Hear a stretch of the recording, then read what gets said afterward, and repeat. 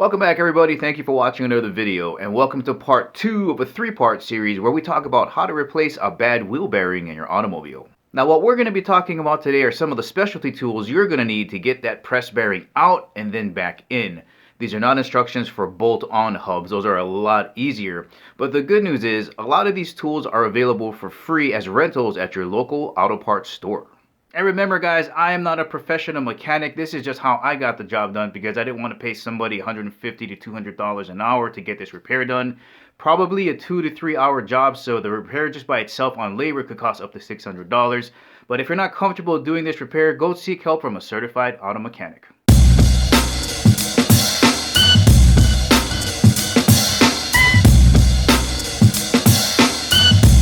And of course guys, if at the ending of the video you want to purchase any of the items mentioned in this video, make sure you check out the links in the description below. Let's get on with the video. Now the first way you can get this repair done if you have a hydraulic press or if you have a Harbor Freight near you, you can get one from pretty cheap, is to remove the entire steering knuckle, put it on the hydraulic press, pump that handle, and the piston will slowly press that bearing out. But that's not the free way. Let's have a look at the free way. The second way to get this repair done is to leave the wheel knuckle on the car and try to yank that hub off with a slide hammer. So this is the first tool you're going to need from your local auto parts store. And again, they are available free for rental in most places. So the way this works is there's an adapter on this side. So you're going to take off your tire. You're going to take this adapter. I think they come with 2 that was in my kit. You're going to put it over the lugs, get your lug nuts screwed on, and then you're just going to pull for your life. And it's slowly going to pull off that bearing hub. Now after you've pulled out the hub from the knuckle, the next thing you're going to need is a bearing removal kit to push the bearing out and pull it back in. Alright, here is a look at the bearing removal kit. Let me show you how to use it.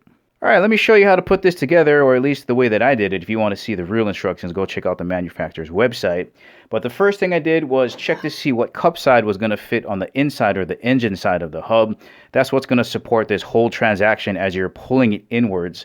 So for me, it was this one. And then you just get the matching plate here, put it on here. Okay, so that fits that way. Then you're going to get your sliding screw or forcing screw, get a washer. And then the next adapter you're going to get is the one that fits on the inside of the bearing. And it's going to push it again toward the engine. For me, I think it was this one. So it fits on this way, or at least the way I did it.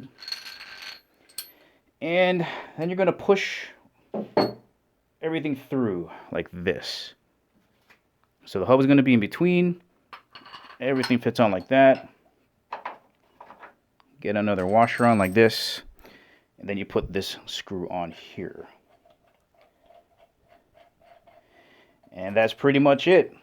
As you start to tighten this hex nut down, which is I think a 27mm for me, it's slowly going to push the bearing in toward this cup.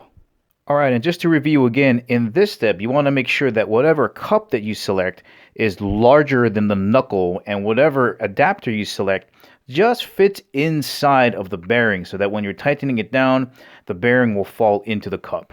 Now, what I used to hold this end down was a large crescent wrench, and it's slowly going to push it out. Now, to reverse it, to put it back in, you're basically going to reverse everything. So, take out the washer. Don't need the cup. And then I'm going to take the larger plate, put it in this way. Now this is your support on the outside of the hub. And then this is going to start pulling in that way. So you're going to take that there, washer, and screw goes on this side. And you just reverse the order. And that will pull it back in. Easy as that. And just a quick reminder about this step. As you're installing the bearing back in, just remember to get the correct adapter. That's the exact size of the outside diameter of the bearing. Here's another quick thing about the installation of the bearing. I've seen it both pulled in from the back and also pulled in from the front. I don't know if there's a right or wrong way to do it, but the way I did it was I put the bearing on the inside and pulled it in this way, but I've also seen it pushed in from that way. Sorry guys, one last thing about the installation of the bearing. I just remembered that my car doesn't have an ABS sensor, but if yours does, you just got to make sure that the magnetic side of the bearing is facing the sensor, or however the installation directions are for that.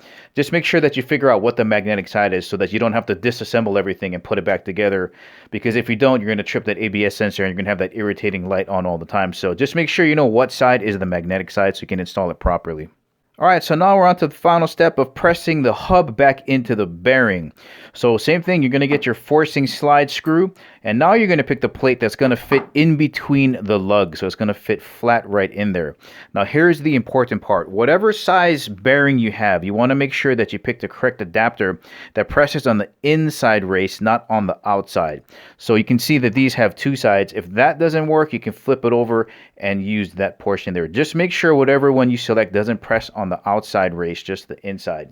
And pretty much the same thing though, you're going to get your screw together, washer, adapter, screw, and then pull that hub in. Well, alright guys, thank you for watching part 2 of this 3-part series. Make sure to check out part 3, where I discuss and summarize all of the repair videos I've seen on YouTube and different ways that you can get this repair done. Thank you for watching. I'll catch you in the next video.